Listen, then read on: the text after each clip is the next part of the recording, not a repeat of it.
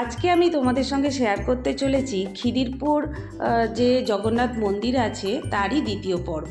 তো এইটা মন্দিরের একটা দিক, এই দিকেই পাশে রয়েছে আর একটা ছোট্ট করে মন্দির। এখানেও জগন্নাথ দেব, সুভদ্রা, বলরামজি রয়েছেন, আর এখানে গোপাল মহারাজও রয়েছেন। তো তারপর আর কি এই মূর্তিটা দেখে এখানে এই মন্দির দর্শন করে পাশে আরও যে সব মন্দির আছে সেগুলোকেও তোমাদেরকে দর্শন করাবো। আর এই যে দেখো, মন্দিরের গা দিয়েই ট্রেন যাচ্ছে। এই ট্রেনটা কিন্তু মাঝেরহাটের ওখান থেকে পাওয়া যায়।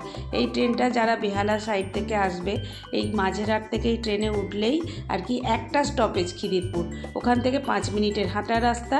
আর এখানে দেখো, এইটা হচ্ছে বেল গাছ। এই বেল গাছটিতে না কি সুন্দর ছোট ছোট বেল হয়ে রয়েছে, আর গাছের পাতাগুলো এত সুন্দর যেন মনে হচ্ছে তুলে পুজো করি। আর এই যে দেখো, মন্দিরের গায়ে এরকম ছোট ছোট করে মন্দির রয়েছে, তাতে এক একটা মন্দিরে এক এক রকমের মূর্তি বিরাজমান।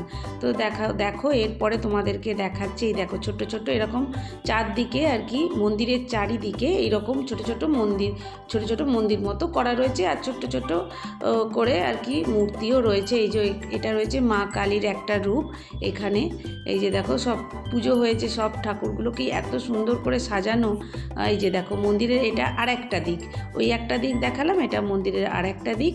তো এই দিকে দেখো বালাজি মহারাজ রয়েছেন। তো এগুলো সব সকালের দিকে পুজো হয়েছে, আর এখন হচ্ছে সব আরতি হবে। তো সেটাই আর কি একটু দেখাচ্ছি, এখনও আরতি শুরু হয়নি, তো সেই জন্য আশপাশটা একটুখানি ঘুরে দেখছি আর তোমাদেরকেও সেটা দেখাচ্ছি। এই দেখো, এখানে মাতা সরস্বতী আছে। মাতা সরস্বতীকে এত সুন্দর লাগছে এই কাপড়টাতে। আমি তো মানে কি বলবো, দাঁড়িয়েই ছিলাম কতক্ষণ, মাকে খালি দেখছি, বলছি জ্ঞান দাও, বিদ্যা দাও, বুদ্ধি দাও। এখনও তো বুদ্ধির অভাব, তো এখন মায়ের কাছে বলছিলাম মা একটু বুদ্ধি দিও। যাই হোক, তারপর হচ্ছে এখানে পাশে চলে এসেছি। এখানে এইটা হচ্ছে গণেশজি মহারাজ এখানে রয়েছেন। তো এই গণেশজি মহারাজ দেখলাম, দেখে তারপর আর কি আরতি হবে, আরতির দিকে গিয়ে যাচ্ছিলাম। তো আজকে তোমাদেরকে আমার পরিচয়টা দিয়ে দিই। আমি তনিমা ডেইলি লাইফে তোমাদের সবাইকে স্বাগত। আশা করি যে যেখান থেকে আমার ভিডিওটা দেখছো সবাই খুব খুব ভালো আছো, আমিও মোটামুটি আছি। তো তোমরা অবশ্যই কমেন্ট বক্সে লেখো, আর কিন্তু তোমরা কমেন্ট করো, লাইক দিতে ভুলে যাও। অবশ্যই বলবো, একটা রিকোয়েস্ট করব তোমাদেরকে, একটু লাইক দিয়ে আমার ভিডিওটা কন্টিনিউ করো। তো এই যে দেখো, আমি চলে এসেছি মন্দিরের ভিতরে। আমরা এবার একটু আর কি সবাই রেডি হচ্ছিলাম যে আরতি শুরু হবে। যে যেখানে পারছে একটু চলে আসছে, বসে পড়ছে। এই যে দেখো, এখানে সব পজিশান নিয়ে বসে গেছে, আমিও বসে গিয়েছিলাম।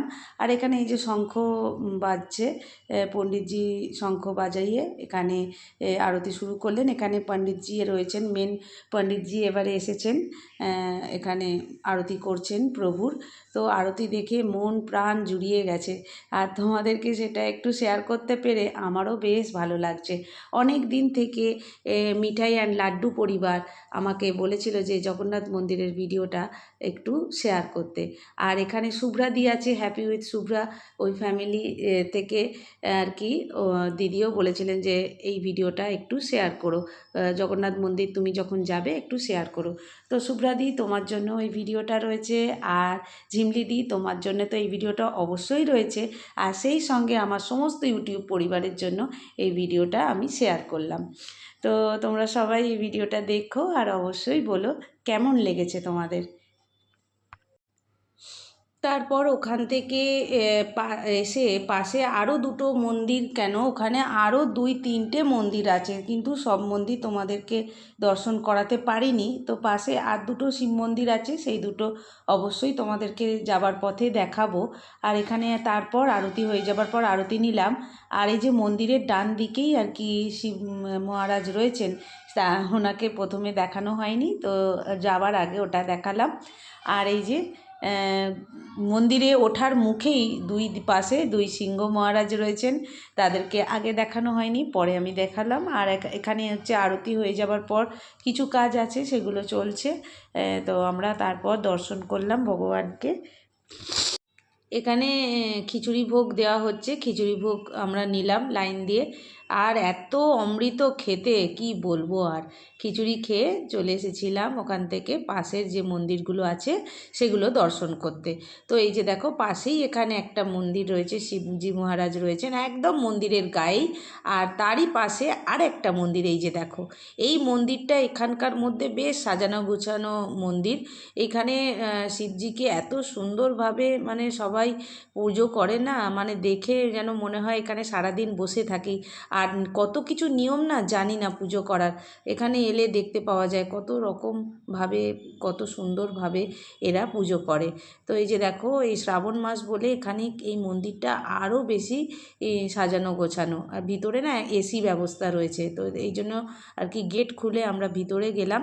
এখানে এলেই না আমার কেন জানি না এই শিবলিঙ্গ কে দেখলে মনে হয় যেন আমি কাশী বিশ্বনাথে এসে গেছি, কাশী বিশ্বনাথ মন্দিরের দর্শন যেন এখানেই আমি পেয়ে যাই। আর এখানে শিবজি মহারাজকে দেখো কি সুন্দর লাগছে না। তো এই মন্দিরটা দর্শন করেই আমরা বাড়ি চলে এসেছিলাম। আর এখানে আরেকটা বড় শিব ঠাকুরের মন্দির আছে, সেখানে নিয়ে যেতে তোমাদেরকে পারলাম না। তো এখানে একটু সময় নিয়ে আসলে এখানে পরপর আর কি 3-4টে শিবজি মহারাজের মন্দির আছে, আর তার সঙ্গে জগন্নাথ মন্দিরের দর্শনও কিন্তু হয়ে যায়। আর জগন্নাথ মন্দিরে হচ্ছে দুপুর 12টার সময় আর কি এলে পারে কুপন কেটে তুমি ভোগ প্রসাদ পেতে পারো। তো ওখানে যদি বসে খাও 160 টাকা প্রাইস, আর যদি আর কি বাড়িতে পার্সেল নিয়ে আসতে চাও তাহলে 200 টাকা প্রাইস লাগে। নতুন বন্ধুদেরকে বলবো অবশ্যই সাবস্ক্রাইব করে আমার পাশে থাকার জন্য, আর পুরনো বন্ধুরা তোমরা তো আমার সাথেই আছো, পাশেই আছো। আজকে আসবো আর একটা নতুন ভিডিওর সঙ্গে, ততক্ষণের জন্য টাটা।